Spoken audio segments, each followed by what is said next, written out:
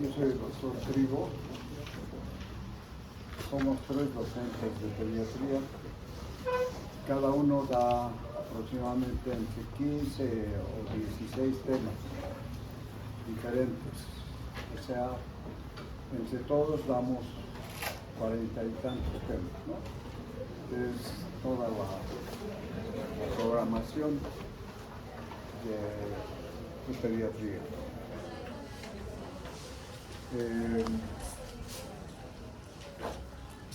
Bueno, yo soy pediatra, he hecho neonatología y he hecho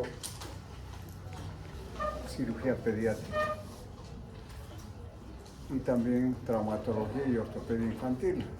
O sea, yo les voy a dar algunos temas que tienen que ver con temas de resolución quirúrgica, temas que ustedes deben conocer porque donde estén como médicos generales seguramente van a tener la oportunidad de recibir a un bebé y hacer un diagnóstico de algún problema que va a tener que resolverse quirúrgicamente. Quiero que ustedes,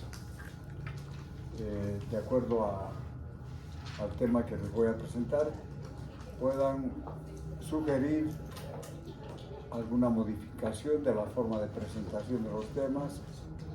Quisiera la participación de ustedes porque van a saber el día que yo les dé un tema, van a saber cuál va a ser el otro tema que vamos a llevar en la siguiente clase, para que ustedes lean y de alguna manera tal vez participen en actualizar el tema, decir, no, esto ya no se hace, esto hemos leído en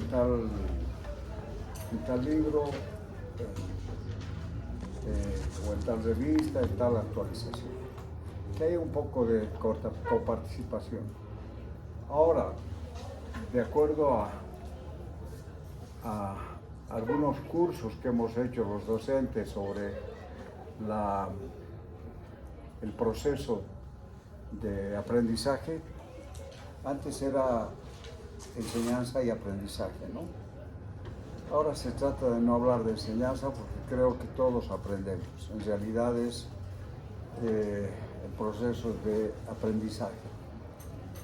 Y con la inteligencia artificial se ha visto de que se pueden mejorar estas clases haciendo que ustedes participen activamente, ya sea porque tienen la iniciativa de buscar en alguna fuente de información algo sobre el tema que se va a dar.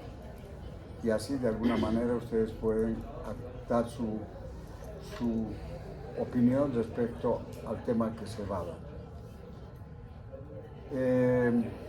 Yo soy docente de esta universidad, más de 15 años, y siempre he tenido una buena relación con los alumnos que han rotado conmigo.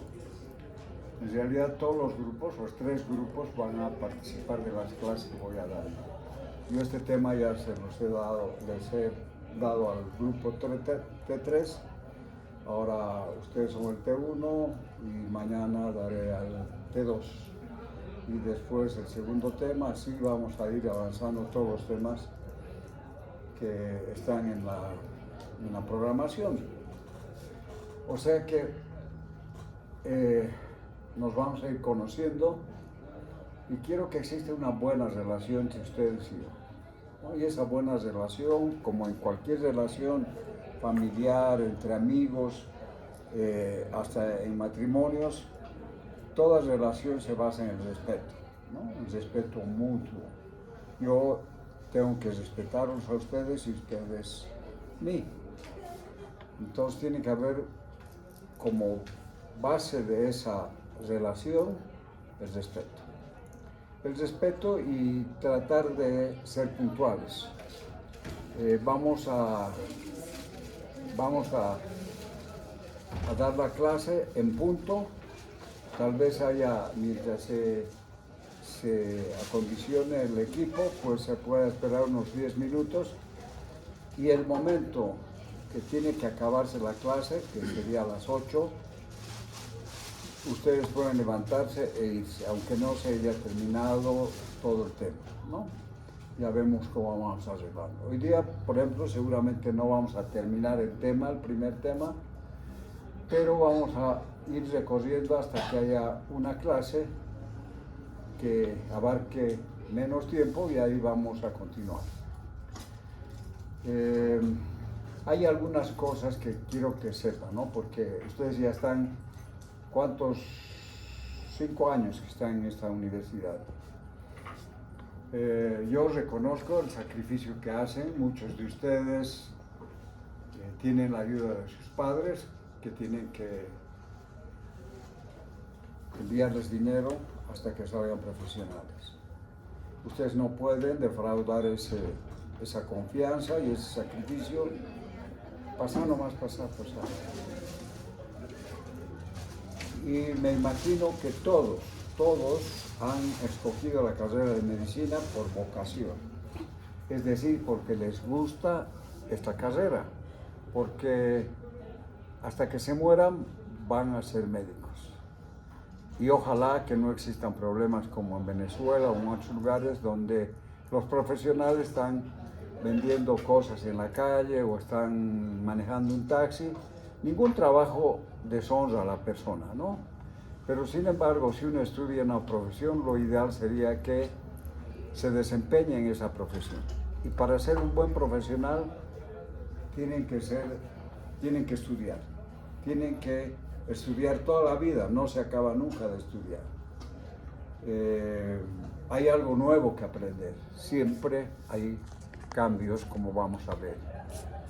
Entonces, durante las clases quiero que exista el máximo de atención a la clase, ¿no? Está prohibido, de acuerdo a las normas, seguramente tienen algún boletín donde salen los derechos y obligaciones que tienen ustedes. Está prohibido comer durante la clase, así que antes de que comience la clase pueden ir al kiosco o en su cuarto, en su casa, donde sea, coman bien y hagan pipí en media clase. No me gustaría que estén abandonando la clase, todas las miradas van a estar en la persona que sale, ¿no? Y prohibido, eso sí que es prohibido, chatear o estar jugando otra cosa mientras los demás están atentos, tomando nota y pasando las clases. Yo conozco personas, he tenido un compañero, para darles un ejemplo, que nunca estudiaba, es decir, siempre trataba de conseguir, ya sea comprando o de alguna forma conseguir el test, o sea, las preguntas del examen.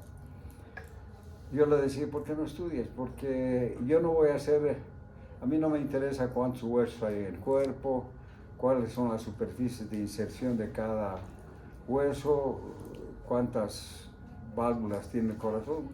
Yo voy a ser otorrino, y andaba con su hueso temporal y se ha ido a Chile a especializar en otorrinolaringología. Pero seguramente no sabe cuántos dedos tiene una mano, ¿no? Ustedes se van a formar como médicos generales y después harán una especialidad de acuerdo a las habilidades, destrezas y además de lo que quieran ser toda su vida. Lo que escojan van a hacer toda su vida. Tienen que gustarles, porque no hay peor cosa que hacer algo que a uno no le gusta, ¿no? Es igual que el matrimonio, tienen que escoger bien a su pareja, porque si no van a tener que dormir todas las noches con una persona que no quiere, ¿no? Que no encaja con ustedes. Entonces, hay que estudiar para ser mejores, no para pasar de curso, ¿no? Yo sé que hay algunas dificultades en algunos de ustedes, ¿no? Algunos inclusive dejan de recibir ayuda de su casa y empiezan a trabajar acá. Venden, no sé cómo se llaman estos, brigadeiros y otras cosas. Inclusive yo a veces los domingos pido a exalumnos que han sido exalumnos míos que se han quedado acá o que están, y les pido por teléfono que me lleven una feijoada, por ejemplo, ¿no? O una picaña o algún plato, porque han abierto algún negocio de comida, ¿no? Bueno, entonces traten de ser puntuales, no lleguen a media clase, y yo voy a tratar de ser puntual también. Cuando se acabe la hora, pues aunque quede algo del tema, se van a ir, ¿ya? Bueno, ¿hay alguno de ustedes que ha sido asignado para que haga prácticas conmigo? Ninguno, ¿no? Ya, yo tengo dos grupos de práctica que son el grupo 11 y el grupo 12. Ninguno está en ese grupo. Bueno, de todas maneras van a tener que ir a algún hospital para hacer sus prácticas. Eso lo hacen en la mañana. Buenos días. Bueno, seguramente algunos tienen alguna duda, alguna pregunta, algo que decir, algo importante que decir.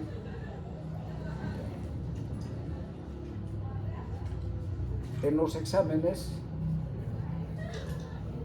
es probable que existan ya cámaras en las aulas, ¿no? Yo les saco fotos a los alumnos. Mientras estoy controlando, estoy allá, saco fotos a todos, y varias veces he descubierto chanchullos y he tenido que, con toda la pena, quitarle el examen al alumno y demostrar con las fotos que estaba copiando, ¿no? O que tenía un chanchullo debajo de sus preguntas, o sentado sobre el chanchullo, o sacaba de aquí. Está prohibido usar celulares en las pruebas. Bueno, ustedes ya verán. Eso es el beneficio de ustedes. Tienen que estudiar. Yo estoy dispuesto a darles clases particulares sin cobrarles absolutamente nada, reunirnos antes de un examen y repasar todos los temas, todo lo que ustedes quieran, pero prohibido copiar, ¿no? Sean honestos con ustedes mismos. Son adultos, ya prácticamente son médicos, entonces tienen que responder a esa condición de profesional. Y tienen que ser buenos profesionales, ¿no? ¿Qué más? Bueno, de todas maneras, durante las clases ustedes pueden interrumpir la clase y decir: quisiera que me aclare esto, o preguntar lo que ustedes crean conveniente, ¿no? Bueno, primero voy a hacer un comentario de cómo era hace más o menos 20, 30, 40, 50 años, cómo era la atención en los diferentes hospitales. Aquí yo he hecho prácticas como alumno en el hospital, aquí en la maternidad, que era materno-infantil, luego también en la Caja Nacional, en el CETO, pero más me he formado en este hospital, en el Hospital Viedma, ¿no? Yo he sido interno en pediatría y he sido residente porque escogí esa especialidad.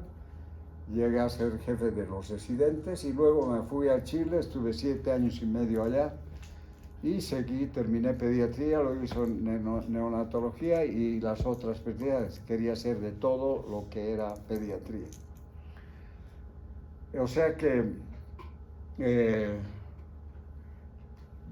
visto muchas personas que cuando he vuelto, después de ser especialista, seguían en segundo año o tercer año, porque no pasaban de curso. Los exámenes eran diferentes, no eran preguntas falso, verdadero o de selección múltiple, era frente a un tribunal, tenía que uno estar bien vestido, y usar el lenguaje apropiado para responder las preguntas.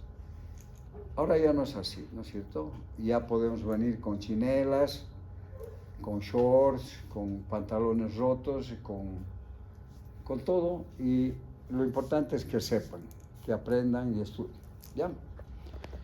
Hace 20 años, cuando tal vez un poco más,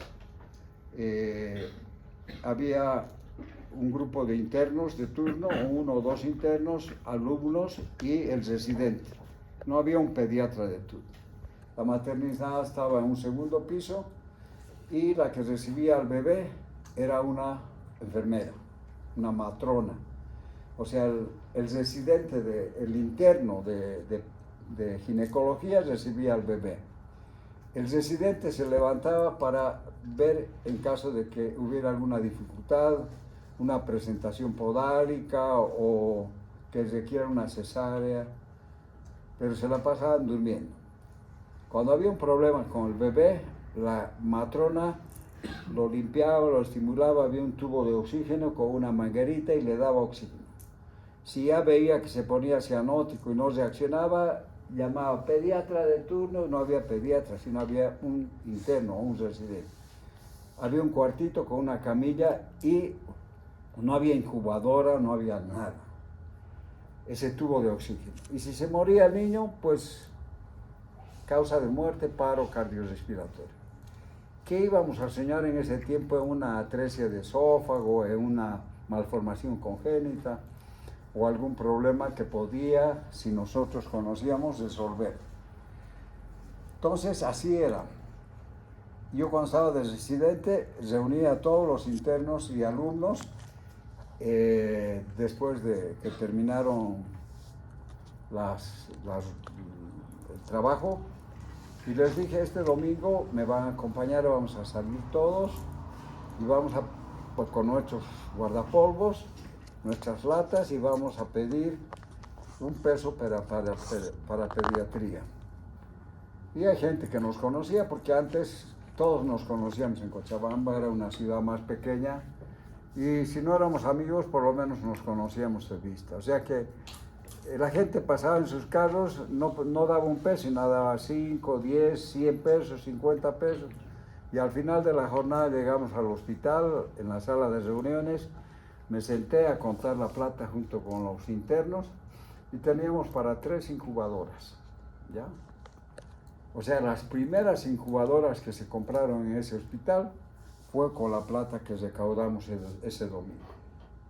A mí me hicieron un proceso, como siempre, han tratado de minimizar lo que uno hace, ¿no? Dijeron que eso no debía hacerse y que la alcaldía o las autoridades de esa época ya tenían en su presupuesto el dinero para comprar una incubadora. Pero se compraron 3 con nuestro dinero.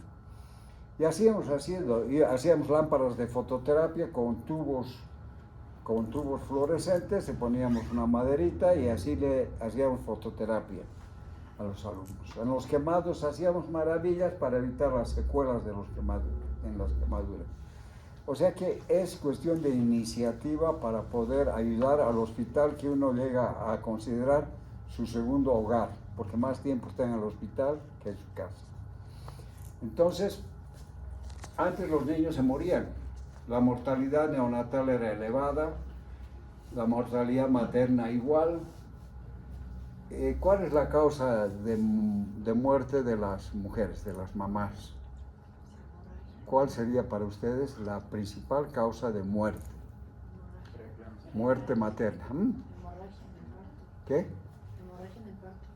La hemorragia, ¿no? La hemorragia es la principal causa de muerte. Ahora es considerado un crimen que una mamá se muera por hemorragia en un hospital. Tal vez se podría considerar que no había otra situación cuando una mamá está en el campo y no hay acceso a un servicio público, a un centro de salud, y se muera por una hemorragia. Pero en un hospital no debería suceder eso, ¿no? Hay otras causas de muerte también, pero la principal es la hemorragia. Y en el niño también hay causas de muerte que vamos a ver ahora. O sea, ¿cuánto ha evolucionado la medicina en los últimos años? Antes un niño que nacía con menos de 1000 gramos de peso era considerado un aborto. No se le daba certificado de defunción, directamente se esperaba que termine de boquear y se lo llevaban los papás y lo enterraban. Ahora nosotros podemos tener un niño en la palma de la mano y hacer que sobreviva. Los hospitales se han equipado, se han ampliado las infraestructuras. Lo que hay ahora no tiene nada que ver con los hospitales que habían antes, ¿ya? Se usaba la anestesia, lo que se podía, el éter, el cloroformo, algunos otros anestésicos como el trilene, que poníamos en unas mascarillitas hechas de coladera de té, envolvíamos con apósito y hacíamos gotear el trilene para curar quemados, para hacer curaciones o operar cosas pequeñas como fimosis o quistes, alguna cosa. Pero a veces morían los niños por un exceso de anestesia. Antes era una sorpresa que un recién nacido nazca con una malformación congénita. Sorpresa para la familia y sorpresa para el médico.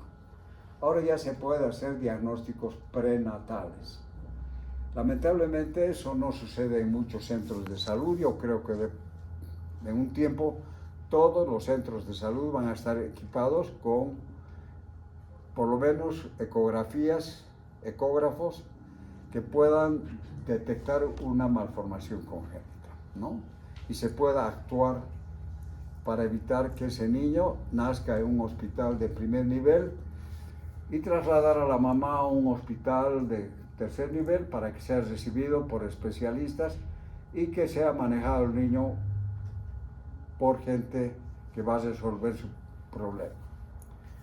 Pero sin embargo, todavía se ven niños que nacen en centros de salud de primer nivel, nacen y nos sorprendemos y no sabemos qué hacer, ¿no? Entonces, ahora la ecografía se usa mucho, pero la mayor parte de los centros usa la ecografía para determinar la edad gestacional y no para detectar alguna malformación congénita, ¿no? Entonces, ahora ya con esos procedimientos de apoyo diagnóstico, como la ecografía y otros procedimientos, podemos saber cómo está viniendo el niño. En otras partes ya eso se hacía mucho tiempo atrás. Actualmente tenemos un servicio de neonatología con terapia intermedia y terapia intensiva excelente, pero es mucha la demanda. Entonces los niños muchas veces se van sin terminar su tratamiento para dejar esa cuna, esa incubadora libre para meter otro niño. Esos son los grandes problemas, ¿no? La siguiente, pasa por favor. Puedes apagar la luz de este lado, por favor. Eso. Ya. Entonces, todas estas nuevas técnicas en la atención, la anestesia regional. Antes los anestesiólogos eran anestesiólogos generales. Los niños y las personas terminaban la cirugía y estaban con escalofríos, vomitando y dormidos durante 24 horas y no reaccionaban. Peor los niños se morían muchas veces porque no era la dosis de anestesia adecuada o el anestésico adecuado para la cirugía que había que hacer. Entonces ha habido una gran mejoría en las anestesias. Ahora yo tengo un anestesiólogo pediatra que me da anestesia, yo opero, termino de operar, se lo llevan al niño a su sala, yo me quedo haciendo el protocolo operatorio, bajo a la sala del niño y el niño está saltando en la cama mirando la televisión. O sea, hay una reacción inmediata, hay una recuperación rápida del niño, no hay riesgo anestésico, ¿no? Entonces se hacen las cosas como deberían hacerse. En otras partes seguramente es mucho mejor. Bueno, entonces han habido mejores técnicas para los problemas más difíciles. Todo eso ha contribuido a que la mortalidad infantil, que en 1950 era de 136 niños muertos por cada 1000 nacidos vivos, y actualmente está en 10. O sea, ha habido un gran progreso, ¿no es cierto? La mortalidad neonatal en algunos países ha bajado hasta 6 por cada 1000. En Bolivia todavía existe una mortalidad mayor. La siguiente. Entonces, entre el 2003 y el 2016 la mortalidad infantil pasó de 54 a 24 por 1.000 nacidos vivos. O sea, hay una mejora de 55.6%. Por todos estos adelantos y el equipamiento de los servicios, ¿no? En Chile, en Cuba, en Canadá, tienen un índice de 6 fallecimientos por cada 1.000 nacidos. La siguiente, la mortalidad infantil. ¿Qué quiere decir mortalidad infantil? Se relaciona el número de muertes de menores de 1 año de edad, ¿no? Con el número de nacidos vivos, o sea, tantos nacidos vivos, tantos muertos. La mortalidad en la niñez es una proporción de recién nacidos vivos que mueren antes de cumplir los 5 años. Pero se ha generalizado y se dice mortalidad infantil a la muerte en menores de 5 años, ¿no? La muerte prenatal se clasifica como mortinato al bebé que muere después de las 28 semanas de embarazo, pero antes del parto o durante el parto. Entonces es un mortinato, o sea, ha nacido muerto o muere in útero, ¿no? Cada año se producen casi 2 millones de muertes prenatales, una cada 16 segundos. La mortalidad perinatal es desde la semana 22, que se considera al feto viable, que se puede nacer y podemos nosotros mantenerlo vivo con soportes, ¿no? Soporte de oxígeno, soporte de calor, incubadoras, alimentación, etc. Se estima que su prevalencia es de 1 cada 200 embarazos, ¿no? La mortalidad. La mortalidad neonatal se define como número de recién nacidos que mueren antes de alcanzar los 28 días de edad. Es la mortalidad neonatal. Aquí hay un concepto, dice, en Bolivia el promedio es de 27 por 1.000 nacidos vivos. Esconde grandes desigualdades que existen en el país, dado que el promedio de mortalidad neonatal en el área rural es de 35 por 1.000 nacidos vivos. Y en las ciudades es de 27. O sea, hay una diferencia de 8 puntos. Pero esto ha cambiado con las políticas de salud. Antes las mamás decidían tener su parto en su casa. ¿Qué se iba a pensar de que una mamá haga control prenatal, por ejemplo? Las mamás se embarazaban y durante su embarazo estaban en su casa. Si tenían una complicación, bueno, se moría el niño o se moría la mamá. Y cuando llegaba el momento del parto, algunas seguramente que vivían cerca iban a un hospital. Las otras mamás eran atendidas por el marido, por la hermana, por la abuela, por el vecino o por un curandero o brujo o callahuaya que hay en todos los pueblos, ¿no? En una reunión sobre la necesidad de que existan estos brujos que van heredando de sus padres y abuelos esa condición de curanderos que usan hierbas y ceremonias, ritos. Entonces, cuando subió Evo Morales al poder, quiso que en todos los hospitales haya consultorio para que la gente que quisiera ser atendida por un brujo sea atendida por un brujo y no por un médico, ya porque tienen confianza en los brujos. Entonces, para eso nos reunimos durante un día con los brujos, con las poblaciones rurales, con los miembros o dirigentes y los médicos. Hicimos mesas redondas y ahí en la mesa redonda hablamos de cuán importante es la medicina tradicional, pero mucho más importante la medicina científica, ya que el hombre desde que pisó la tierra empezó a buscar remedio para sus problemas en las hierbas, en las plantas, en las raíces, en las flores, y ha ido encontrando, pero la medicina, la ciencia ha recuperado de esas plantas el principio activo de ese medicamento y se le da en las dosis adecuadas. Hace poco, no una vez, 2 o 3 veces han muerto niños que han sido tratados con airampu, que es una hierba, pero les dan en tal cantidad que los intoxican. Entonces, esa era la discusión, ¿no? Y de que si había la necesidad de tener un consultorio de un brujito ahí atendiendo a las personas.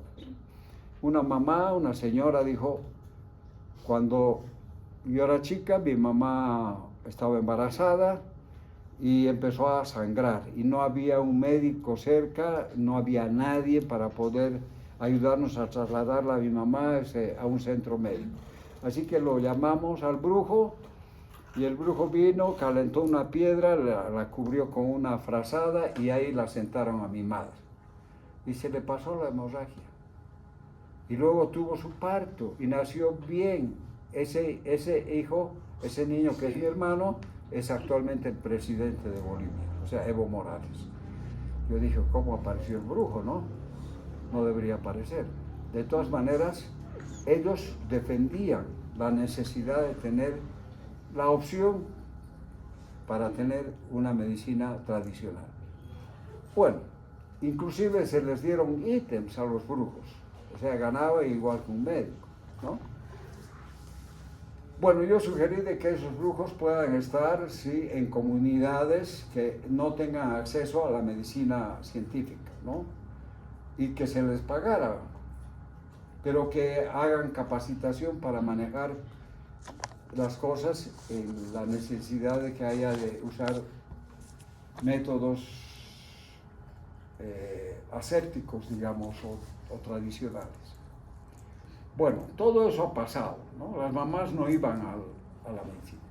Entonces ha habido cambios en las políticas de salud y ahora la mamá que está embarazada se le ofrece dinero para que haga su control prenatal y el parto institucional. Entonces las mamás van a hacer control prenatal, pregunten a la doctora Jordán, al doctor Patillo, ellos son ginecólogos, que son los que atienden a estas mamás en su control. Verifican el embarazo con una prueba de embarazo y luego citan a control durante todo el embarazo para ver qué complicaciones y qué problemas tiene la mamá durante su embarazo. Le hacen exámenes de laboratorio, ven que no tenga infecciones, no tenga hemorragias, elevación de la presión, hiperemesis, eclampsia, preeclampsia, todo lo que pueda complicar el embarazo y afectar la salud del niño y de la mamá.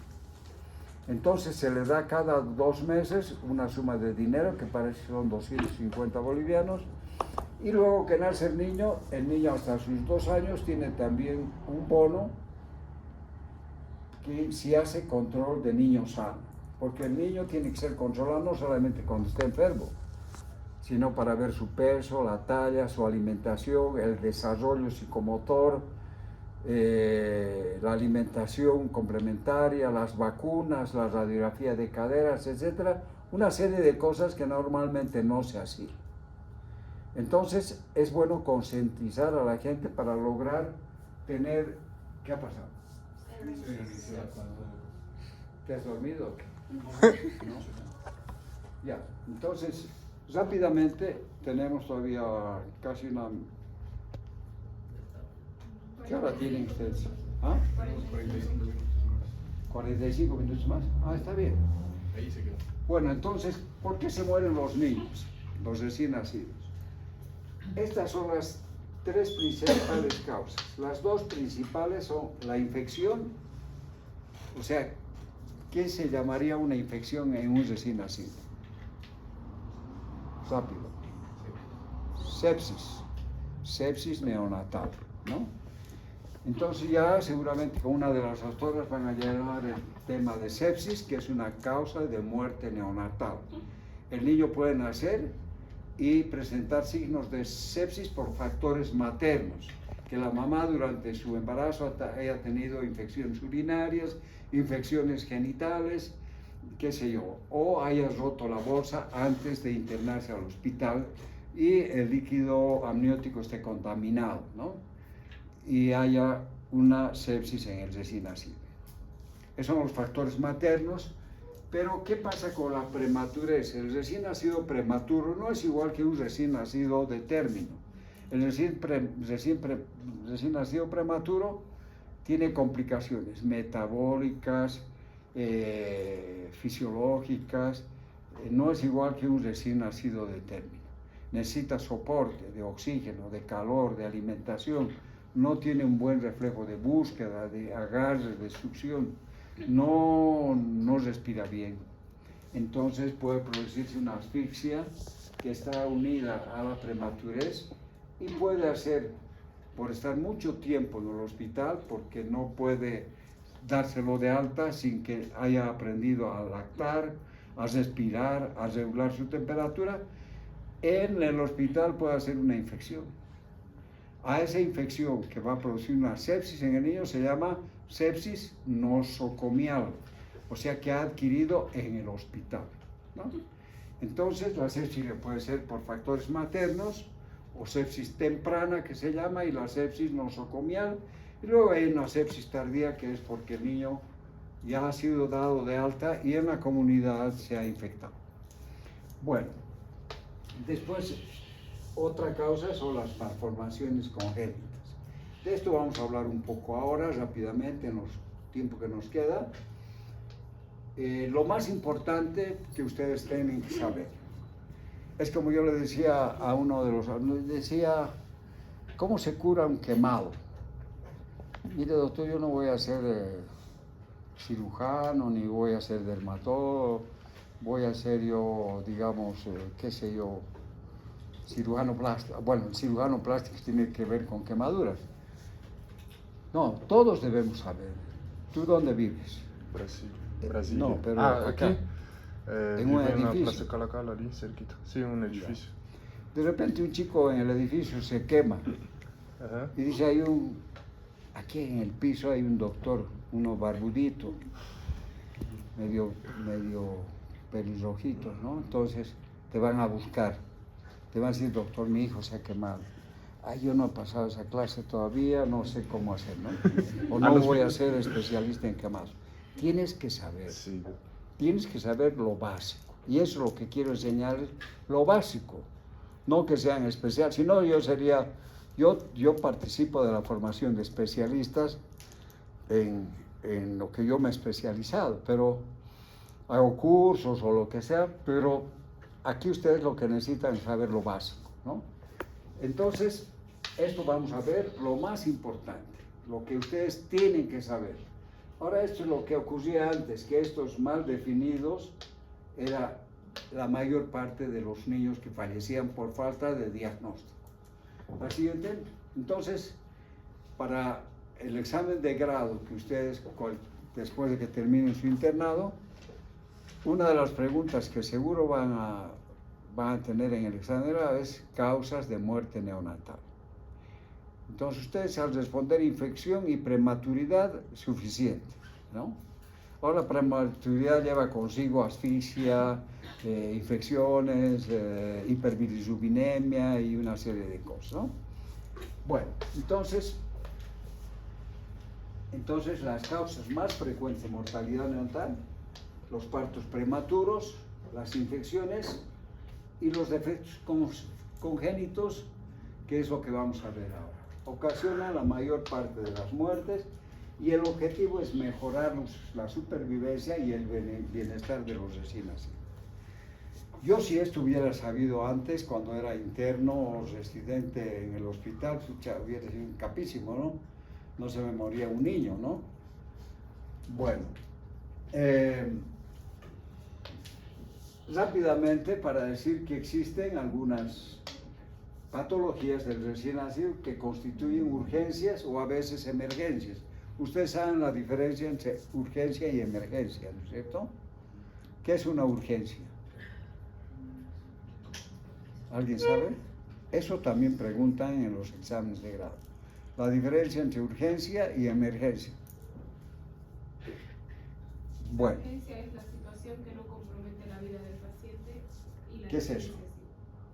Es una situación. No, pero que ¿qué no es? compromete ¿Urgencia la o vida. emergencia? Urgencia. No, es emergencia. La urgencia puede dar un tiempo, pero la emergencia, si uno no actúa ese rato, puede morirse el paciente o puede perder un órgano.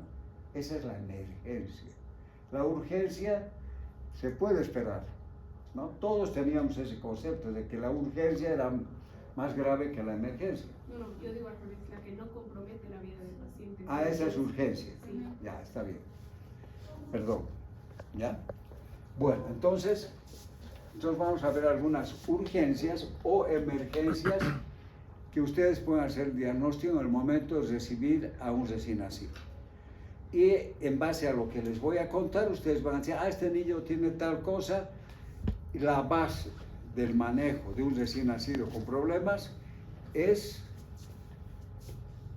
colocar una vía para regular y posibilitar el manejo del desequilibrio hidroelectrolítico, porque una gran parte de estos niños malformados no se alimentan, no reciben, entonces hay que darles por vía parenteral líquidos y electrolitos.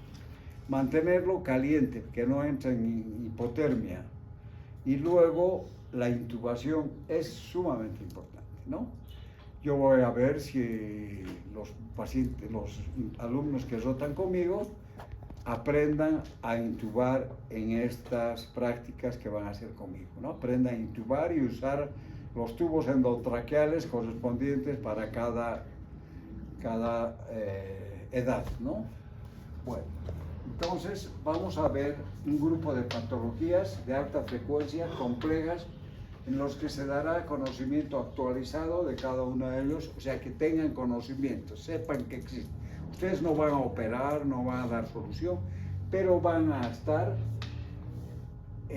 van a conocer las pautas de manejo de algunas situaciones con las que el estudiante, el interno o el médico de guardia pueden enfrentarse. Es decir, todavía en los lugares donde ustedes pueden ir no hay ecografía, no hay nada que detecte un defecto congénito en forma prenatal. O sea que van a hacer y ustedes tienen que saber qué hacer. No decir, no, yo no me meto con este niño, ¿no? Hay que solucionar. Y tres cosas son básicas: mantener la temperatura, colocar una vía y en algunos casos intubar, en otros casos, digamos, hacer una traqueostomía, que deberían saber también ustedes. Pues eso es importante, ¿no? Por lo menos tener la idea de qué es una traqueostomía. Las traqueostomías se hacían antes de las civilizaciones de los egipcios, ya está descrito en papiros y en las ruinas que se encuentran. La forma de hacer era conectar al paciente con la vida, o sea, darle la vida al paciente a través de una perforación a nivel de la tráquea, ¿no? Entonces eso es importante. Bueno, entonces esto es lo que vamos a hacer, ¿ya? La siguiente, tenemos los recién nacidos malformados, que antiguamente constituía una sorpresa. Ahora en algunos lugares puede nosotros tener la oportunidad de saber que un niño viene malformado, ¿ya? Entonces es un hecho ya conocido de antemano y por lo tanto podemos trasladar a la mamá para que tenga su bebé en un lugar donde existan las condiciones para hacer que sobrevivan los pacientes. La siguiente, las malformaciones congénitas o el recién nacido para el efecto de manejo son compatibles con la vida e incompatibles con la vida. Los compatibles con la vida no constituyen un peligro de muerte y solución puede postergarse.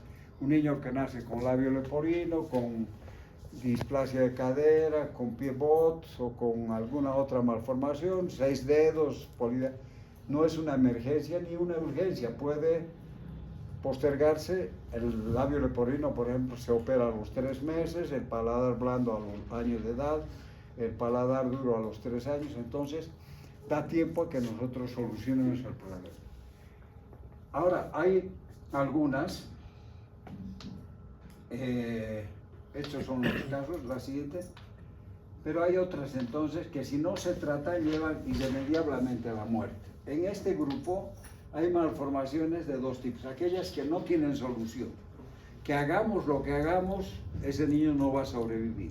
En eso está la anencefalia, problemas en la columna vertebral que da lugar a la salida de las meninges y de la médula espinal y donde existe menos posibilidades de vida. A la agenesia renal bilateral. Algunas cardiopatías complejas, sin embargo, en estas ya se ha logrado la sobrevida de algunos. No sé si ustedes conocen a algún niño con una trisomía 21, o sea, una enfermedad de Down, Sí. que sea de 70 años. ¿Alguna vez han visto? No, porque la mayoría de las malformaciones van acompañadas de otras malformaciones. Los que tienen síndrome de Down pueden tener malformaciones cardíacas complejas como tetralogía de Fallot, transfusión de grandes vasos y otras que pueden hacer de que su vida sea más corta. Pero con el adelanto de la medicina, la cardiología, la neurología, etcétera, se ha logrado hacer. Yo conozco a una parejita de mongolitos que han decidido vivir juntos, que ya deben tener más de 80 años, ¿no? O sea, puede la medicina adelantarse tiempo, que no sé dónde llegaremos. Esto es una anencefalia, niños sin cerebro. Entonces, esto, haga lo que se haga, no va a solucionarse. Y como podemos ver que esta anencefalia va acompañada de otras malformaciones, cardíacas, neurológicas, renales. ¿Esta qué se llama? ¿Quién dice? ¿Tú? ¿Ah? Microtia. Es una variedad de microtia, porque ahí puede haber el pabellón auricular completo y tener un resto embrionario como un papiloma preauricular, que es también una forma de microtia.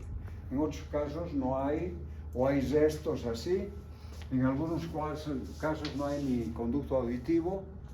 Y yo conozco uno de los mejores cardiólogos de aquí de Cochabamba, le nació su niño con microtia. O sea, tiene restos embrionarios y se espera hasta cierta edad para operar, ¿no? Yo he operado varios niños, se saca un poco del cartílago condrocostal y se dibuja, hay que tener práctica, ejercitar, se dibuja el pabellón auricular. Luego se hace una incisión detrás, se mete el cartílago para que se tenga irrigación y luego en una segunda etapa se levanta eso y se pone un injerto y ya va a tener forma. Inclusive se puede succionar el aire para que la piel se pegue y adquiera la forma del pabellón auricular, ¿no? Bueno, pero es otro tema. En estos niños, por ejemplo, que nacen con microtia, que no tengan anencefalia, lógicamente son niños, hay que averiguar problemas. ¿Qué problemas pueden tener?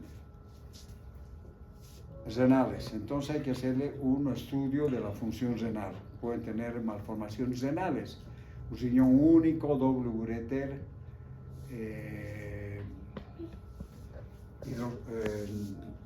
¿cómo se llama? Riñón en herradura, etcétera, ¿no? Bueno, pasar. Aquí hay más anencefálicos. La siguiente. Bueno, habla sobre el diagnóstico prenatal. ¿Qué pasa con el diagnóstico prenatal? Les voy a poner para terminar esta parte. Todavía falta, ¿no? Media hora, 30 minutos. Media hora. Podemos darle al otro tema más. Con el diagnóstico prenatal, antes nosotros sabíamos que va a llegar un niño con labio leporino, por ejemplo. Entonces le hacíamos una cirugía intrauterina. Se empezó a hacer cirugías. Es decir, se abre la barriguita de la mamá, se abre el útero, se saca el bebecito, se le hace la sutura de su labio leporino, se lo vuelve a meter y continúa el embarazo. Para evitar la sorpresa desagradable de unos papás jóvenes que de pronto nace su niño con labio leporino. Pero eso se ha dejado de hacer porque es un riesgo muy grande para la mamá, para el bebé, hacer una cirugía intrauterina que no se hace aquí, ni en algunos países con aparatos, con cirugía microscópica, etcétera, etcétera. Pero se hace. ¿Ya? Entonces se ha dejado de hacer. Entonces se ha dejado la cirugía intrauterina para otros casos. Entonces con la ecografía prenatal, que ahora hay 3D, 4D, podemos ver de que habiendo un niño con una hidrocefalia, donde hay un aumento del líquido, ¿cómo se llama? Amniótico. ¿Ah? De líquido. No, hay un aumento de la disminución de la circulación por una obstrucción y la hidrocefalia va a ir comprimiendo la corteza cerebral y la va a deteriorar. Entonces el niño va a ser como si tuviera una anencefalia, porque el líquido cefalorraquídeo va aumentando y va presionando porque no hay por donde se produce, pero no se elimina. Entonces, al ver que todavía no hay daño cerebral, yo interrumpo el embarazo si el niño está viable, más o menos a las 22 semanas, hago que haya una cesárea en un lugar donde el niño pueda estar con soportes y lo opero. Hago que la circulación del líquido cefalorraquídeo sea normal y evito que haya una disminución de la corteza cerebral. Un niño que tiene ausencia de ureteres o hay una obstrucción por valvas ureterales y está produciendo una hidronefrosis con daño o lesión de la corteza renal, entonces yo voy a operarlo apenas esté viable, voy a solucionar el problema y voy a hacer de que el niño tenga los riñones normales, ¿no es cierto? Pero hay casos en los que hay que hacerlo mucho antes. Entonces ahí viene la siguiente. La cirugía intrauterina, ¿no? Cuando todavía el niño no es viable, podemos entrar al útero y operar al niño.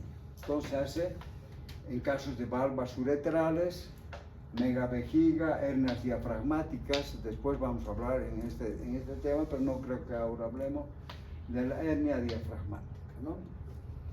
Bueno, y otras condiciones, ¿no? Entonces, ¿qué pasa?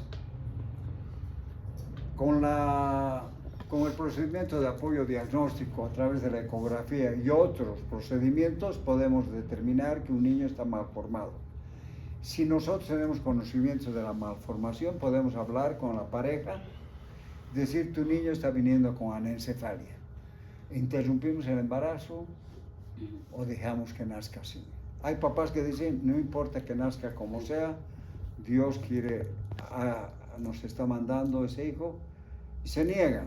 Pero hay que hablar con la pareja, a veces son jóvenes, y se empiezan a echar la culpa. Por tu culpa está sin cerebro, porque en tu familia hay muchos descerebrados, y se divorcian, ¿no? Entonces se separan porque empiezan a echarse la culpa. Entonces hay que hablar con los abuelos más para que ellos entiendan el problema, ¿no? Hay problemas de trisomías, defectos de malformaciones cromosómicas que son incompatibles con una vida normal, que puede interrumpirse y evitar que nazcan estos niños con defectos no solamente a nivel de los diferentes órganos, sino con defectos estéticos. Por ejemplo, tienen un solo ojo, las orejas aquí, no tienen nariz, o sea, son monstruos, ¿no? Entonces podemos determinar eso a través de la ecografía. Entonces, vamos a ver la siguiente, por favor. Tenemos estas imágenes, han recorrido el mundo entero. Es una cirugía intrauterina. Aquí vemos que por casualidad saca la mano este niño y agarra el dedo del cirujano, ¿no? En otra toma, pasa a la siguiente, aquí está, ¿no? Es el mismo niño. Este niño yo lo vi hace un año, casi 2 años, que se presentó en la tele. Parece que era un niño israelí, pero ya es un hombre. Y él cuenta su historia. Dice, a mí me operaron cuando yo todavía estaba en el útero de mi mamá. Me hicieron la corrección de las malformaciones que tenía y ahora soy un hombre sano, sin problemas. Gracias a la cirugía intrauterina, ¿no? Cuando todavía no era viable. Así es. Entonces, ya hemos hablado de que permite que el equipo médico reciba a este niño, pero ante todas estas cosas lo que tenemos que hacer es esto. Es primordial es estabilizar al paciente para que su problema sea resuelto en otra parte. Trasladarlo en forma adecuada, y eso es lo que quiero que ustedes aprendan. Y vamos a ver la siguiente. La mayor parte de las veces no vamos a tener un diagnóstico prenatal, no vamos a saber que está viniendo un niño mal formado, va a ser una sorpresa para nosotros. Entonces vamos a ver algunas de las patologías que ustedes pueden ver y manejarlas hasta que se traslade el niño a un lugar correspondiente. La siguiente.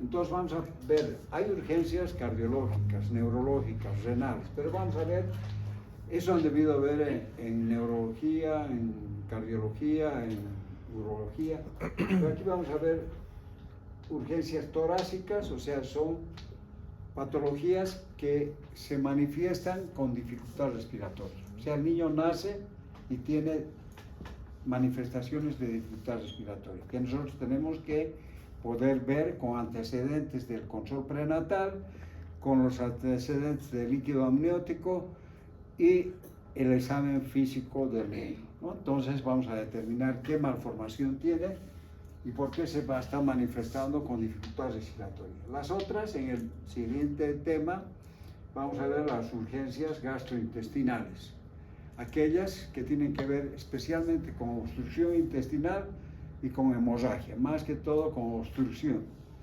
Ustedes han debido escuchar hablar de atresia de esófago, de atresia de intestino, de duodeno, etc. Esas malformaciones las vamos a ver acá. Y por último, las urgencias de la pared abdominal. Nacen niños con un orificio acá a la derecha del ombligo que da salida a las vísceras abdominales, intestino, estómago, a veces hasta el hígado sale por ese defecto. Esos son defectos de la pared abdominal, la gastrosquisis y el onfalocele. Ya, algo hablaremos de las primeras. La siguiente, entonces tenemos urgencias respiratorias. La siguiente, yendo de la nariz hacia el tórax, vamos a ver que existe una patología que ustedes pueden determinar. De pronto la enfermera, que ha llegado el niño bien rosadito, todo al alojamiento conjunto, está con su mamá, la mamá lo alza y le da el pecho y se pone morado. Entonces la enfermera lo llama al interno, al primero que llama es al interno. Doctor, mire, este niño está lactando y se ha puesto morado. Deja de lactar y se pone rosadito. Entonces ustedes ya tienen que pensar que en esos casos puede haber una obstrucción de las fosas nasales, porque cuando chupa no está respirando por la boca y como tiene obstrucción de las fosas nasales se pone cianótico. A eso se llama atresia de Coanes, ¿no? El síndrome de Pierre-Robin. El síndrome de Pierre-Robin son niños que nacen, antes se pensaban que nacían con la lengua grande. Lo que pasa es que nacen con el maxilar inferior pequeño y a eso se llama micrognatia, es decir, mandíbula pequeña. Entonces, como es la mandíbula es pequeña, da la impresión de que la lengua sería muy grande y cuando cae al interior, pues puede provocar la asfixia del niño y morirse. En esos casos, ustedes tienen que saber qué es lo que hay que hacer. Y tumores. El higroma quístico o linfangioma, que son tumores de vasos linfáticos que se ven en cualquier parte del cuerpo, pero especialmente en la cara y en la región cervical. La macroglosia, que es el aumento de tamaño de la lengua, que obstruye la vía aérea, y los hemangiomas, que son malformaciones vasculares que pueden estar en cualquier parte, pero también pueden estar dentro de la boca, como vamos a ver. La siguiente. Entonces tenemos una atresia de Coanes. La siguiente. Entonces, esta es la literatura que explica por qué se ha producido. Ustedes van a tener esto cuando yo les pase las diapositivas. La siguiente. Aquí tenemos estas membranas que pueden ser solamente membranas mucosas, cartilaginosas o tener hueso. Entonces hay que retirar esto quirúrgicamente para que el niño pueda respirar, ¿no? Yo he visto, una vez llegamos y en la noche había habido un niño que nació con atresia de Coanes y el interno agarró con un bisturí, le sacó las membranas, le puso unas torundas para... Era un interno que yo hacía esas cosas. Es decir, cuando era interno no estaba el cirujano, yo llamaba al anestesiólogo y me entraba, me aventuraba a entrar, ¿no? O sea, tener vocación por eso. Hay algunos que no te van a curar una picadura de mosquito, ¿no? Porque no van a ser cirujanos, ¿no? Hay personas que entran a quirófano. Yo la llevé a una alumna, le dije, me vas a ayudar, vamos a operar una hernia inguinal. Estaba la instrumentista, la alumna al frente mío, yo estaba operando y de repente veo que no estaba la alumna. Dije, ¿qué ha pasado? Estaba tirada de espaldas, estaba desmayada, ¿no? Le vino ¿qué se llama? A todas las internas o alumnas que entran por primera vez les puede pasar, a hombres también. Es un reflejo vagal, ¿no? O sea, vasovagal. Puede ser que les llegue poca sangre por la impresión, ven una heridita o sangre y ya se desmayan, ¿no? A veces se golpean la nuca, y bueno, pues no puedes esperar a que se recupere, a veces llevar a que se acueste, aflojarle. Bueno, pero eso ocurre. Entonces, esta es una atresia de Cohen's que ustedes pueden ver y diagnosticar. Si no tienen la posibilidad de hacerlo ahí, ni hay cirujano, le ponen una vía, le ponen una sondita nasogástrica para alimentarlo por ahí y lo envuelven en algodones o le ponen una bolsa de plástico hasta el cuellito para que mantenga la temperatura. Y si no hay una cuna de transporte, una caja de manzanas con una enfermera al hospital para que ahí resuelvan el problema. Pero tiene que estar con una vía. Todo traslado, referencia que sea de un paciente a otro centro, tiene que ser con vía. Y si hay exámenes de laboratorio, con los exámenes de laboratorio, y si necesita intubación, intubado, porque no van a llevarlo al niño morado hasta el hospital, hay que solucionarlo, estabilizar al paciente, darle calor y poner una vía. Aquí ya el niño, para evitar el sangrado, se ponen estas colleritas que pueden ser del suero mismo, ¿no? De un suero y a veces envueltas para que pueda hacer presión sobre la zona de las atresias. La siguiente. Bueno, tenemos la micrognatia del síndrome de Pierre-Robin y después las otras cosas. La siguiente. Este es un niño con Pierre-Robin. No van a tener todo el texto de lo que es el Pierre-Robin. Es una micrognatia, tiene una maxilar inferior prácticamente ausente. Entonces pareciera que tuviera una lengua grande. Estos niños hay que intubarlos y el intubar es la cosa más difícil en los niños con micrognatia. Entonces a veces hay necesidad de hacer una traqueostomía. Pero antes yo me acuerdo que he suturado muchas veces la lengua al labio. Le he jalado la lengua y la he suturado al labio, para mantener la lengua afuera y no caiga y obstruya la vía aérea. Se hacía eso. También se lo puedo poner de barriguita para que por gravedad la lengua siempre esté afuera y no obstruya la vía. En cuestión de días eso se va normalizando, pero hay que referirlo con vía, calientito, etc. La siguiente. Este es un niño ya jovencito con síndrome de Pierre-Robin. La siguiente. Bueno, estas son toda la descripción del Pierre-Robin, lo que se hacía antes, lo que se hace ahora. La siguiente. Esto es lo que hacíamos antes, una sutura de la lengua hacia el labio inferior para mantener la lengua adelante. La siguiente. Aquí tenemos se llama épulis, que es un tumor benigno que puede aparecer por obstrucción del contenido salival en una glándula salival, como hay ránulas, mucoceles, que pueden estar muy detrás y pueden obstruir la vía aérea. Se puede pinchar, vaciar y luego se opera y se hace una marsupialización de ese problema. La siguiente. Esta es una macroglosia, ¿no? O sea, es una lengua grande, es una macroglosia primaria, porque es una hipertrofia de la musculatura de la lengua. Puede haber más grande, a ver la siguiente. Miren esta macroglosia gigante. ¿Ya?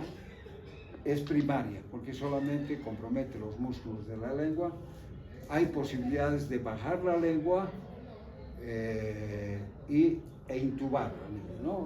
Una intubación nasotraqueal, o sea, meter el tubo por la nariz, ver que esté ahí y con una guía meter el tubo endotraqueal a la tráquea, ¿no?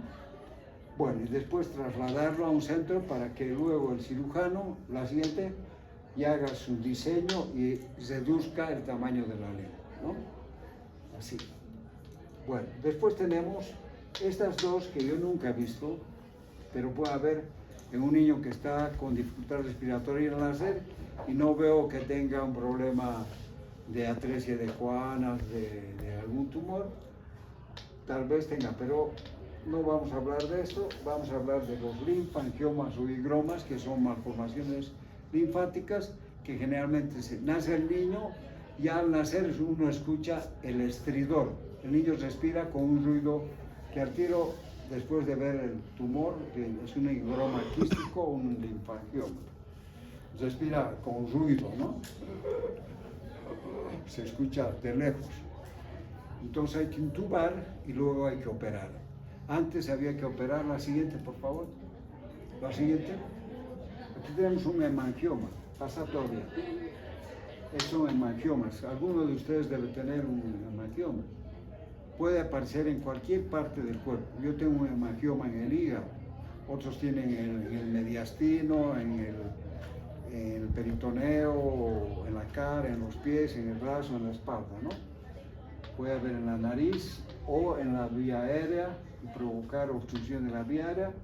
Esto antes había que operar ligando vasos, inclusive estos grandes como el anterior, a ver, se ligaba a la carótida por un segundo y se sacaba un pedazo del hemangioma, se ponía un injerto y ya se tenía todo preparado y se soltaba porque sangran mucho. A veces se lastiman ellos mismos y se producen infecciones, ¿no? Entonces esto puede estar en la vía aérea, como hemos visto esa chica ya mayor con un hemangioma en la cavidad oral. La siguiente, un hemangioma que nunca he visto yo a nivel de la glotis o la subglótica, que es mortal, no se puede llegar ahí. Y ahora hay sustancias esclerosantes, ¿no? Se mete, se inyecta y se va reduciendo el tamaño del hemangioma o del linfangioma. Así. Este es un hemangioma gigante a nivel del cuello, que ya es un niño grande. La siguiente. Estos son los higromas quísticos o linfangiomas, son malformaciones de los vasos linfáticos. Esto se puede extender hasta el mediastino, la tráquea, los bronquios, producir la muerte por asfixia. Entonces lo que se necesita es intubar al niño, calentarlo, ponerle una vía y mandarlo a un tercer nivel para que se opere. Esto se operaba con electroestimulador, entonces uno iba abriendo, estimulaba, porque por aquí pasa, ¿qué nervio? El nervio facial, con sus ramas. Entonces todos los niños operados de higroma quístico tenían parálisis facial, o sea, desviación de la boquita al otro lado. Entonces son terribles y hay que operar. Ahora se inyectan unas sustancias, hay una serie, el propanolol y otras cosas que van reduciendo poco a poco el tamaño del tumor. Así. Este es un linfangioma en nivel cervical. Y por último tenemos los teratomas. Este es un linfangioma. Bueno, aquí está la descripción de lo que son los linfangiomas. Para resumir, son malformaciones linfáticas, ¿no? La siguiente. Luego tenemos los teratomas. Ustedes van a ver, abren cualquier remedio, van a sacar la literatura de ese remedio donde dice no se ha comprobado su acción teratogénica al administrar este medicamento en embarazadas en los 3 primeros meses de embarazo. Su acción teratogénica, o sea, que produce una malformación, ¿no?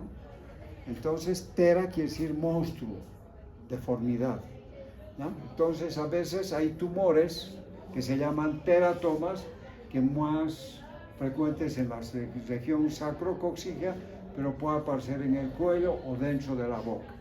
Es un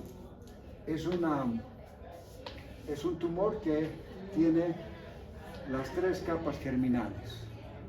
O sea, cuando vemos el tumor, pasa por favor, y tiene pelos, tiene dientes, tiene uñas y hasta tiene hueso, ¿no? Dentro del tumor. Este es un teratoma en el cuello, donde ya el niño está intubado. Aquí está la cabeza del niño, intubado, y hay que operar y sacar este teratoma, como cualquier tumor. La siguiente, miren ese teratoma, miren, con pelos, dientes, uñas, y hay que retirar, pero hay que intubar primero, ¿no? Y en algunos casos habría que hacer una traqueostomía para referir. ¿No estás durmiendo? Bueno, llegaremos hasta ahí porque ya son las 8. Casi. ¿Qué horas? ¿Qué hora? ¿Falta cuánto? 10 minutos. Ya, entonces hablaremos de las malformaciones congénitas a nivel del tórax, que van a dar manifestaciones de dificultad del tórax. Ustedes han escuchado hablar de la atresia del esófago. Es una interrupción del trayecto del esófago. El esófago se interrumpe y hay 5 variedades de esta atresia de esófago. Es decir, no hay continuidad en el trayecto del esófago hacia el estómago. Vamos a tener la siguiente. Entonces, malformación congénita que afecta al esófago, que se caracteriza por carecer de permeabilidad y no comunicación del estómago, o sea, de la boca hacia el estómago. La mayoría de estas tiene una fístula que comunica con la vía aérea, o sea, con la tráquea. Y de acuerdo a eso, son 5 tipos que pueden observarse. Felizmente las más frecuentes son aquellas que son más fáciles de resolver. Entonces son estos, no se olviden, la atresia sin fístula, o sea, hay una parte de comunicación donde los dos extremos del esófago están muy separados y que necesariamente termina en un reemplazo esofágico. Se traslada un trozo de intestino con sus vasos hacia el tórax y se hace un reemplazo esofágico con intestino grueso, con todas las dificultades que pueden suceder. La tipo 2 es con una fístula en el segmento superior del esófago, es decir, el esófago termina en una fístula en la tráquea y el cabo distal está muy lejos, también difícil de operar. La tipo 3 es la más frecuente y la más fácil de solucionar. El cabo distal termina en la tráquea y el cabo proximal está ahí cerquita, entonces se soluciona la fístula y se hace una anastomosis de los dos. Ya, el tipo 4 constituye fístula en ambos segmentos. Y el quinto, hay una fístula entre los dos sin que exista atresia. Ya, la siguiente, aquí tenemos. No, esta es la atresia sin fístula, o sea, no está conectado ni a la tráquea. El tipo 2, el segmento proximal está comunicado a la tráquea, pero el proximal está muy lejos, entonces estos dos requieren de un reemplazo. La tipo 3, que es la más frecuente en el 85% de los casos, el segmento distal está terminando en fístula en la tráquea y el segmento proximal está muy cerca y se puede hacer una cirugía, haciendo una anastomosis. La 4, hay fístula en ambos extremos, también se puede solucionar. Y el quinto, hay una fístula en forma de H. Yo creo que es más en forma de N porque la fístula no es recta, es generalmente oblicua, ¿no? Pero no hay atresia de esófago. Esas son las variedades, ¿no? Para que... Entonces, ¿qué es lo que nosotros necesitamos saber? Porque no somos especialistas, ustedes no van a ser, digamos... La siguiente, pasar. La mayoría de estos niños con atresia tienen otras anomalías asociadas que pueden ser vertebrales, etc. Esto no, de repente ustedes pueden detectar en el momento que atienden al niño, pero lo que tenemos que hacer nosotros es estabilizar al niño para referirlo, ¿no? Entonces, ¿cómo nos vamos a dar cuenta? Primero, hay un polihidroamnios, es decir, que la mamá tiene abundante líquido amniótico, pero no siempre la mamá llega con la bolsa amniótica íntegra. A veces se está duchando y rompe bolsa y no se da cuenta cuánto de líquido ha eliminado. Entonces hay una acumulación de una gran cantidad excesiva de líquido amniótico, que es el polihidroamnios. Puede haber una incapacidad de poder penetrar una sonda nasogástrica, o sea que se tranca, entonces ahí podemos sacar una radiografía y ver el saco proximal de la sonda. Pero hay cialorrea abundante, es decir, empieza el niño a botar mucha saliva, hay regurgitación si empieza a alimentarse, hay sensación de ahogo con la primera lactancia, todo eso nos va y tiene dificultad respiratoria. Entonces vamos a tener que meter una sondita. Antes se ponía una sustancia de contraste como Ipaque, pero eso puede producir la penetración de esa sustancia a la tráquea y al árbol respiratorio y complicar. La cosa es que el niño llegue bien a la cirugía, porque a veces llegan con bajo peso porque no han repuesto los líquidos y con neumonía por aspiración a través de la fístula hacia la tráquea. Entonces son niños que tienen que ir inclinados de un ladito y aspirando el saco proximal para que no se reúna saliva y pueda el niño ahogarse. Entonces hay que trasladarlo calientito con su aspiración.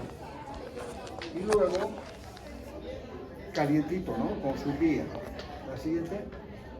Entonces, polihidroamnios, salivación aumentada, dificultad respiratoria, cianócito, vómitos con la primera alimentación, ahogos y neumonía.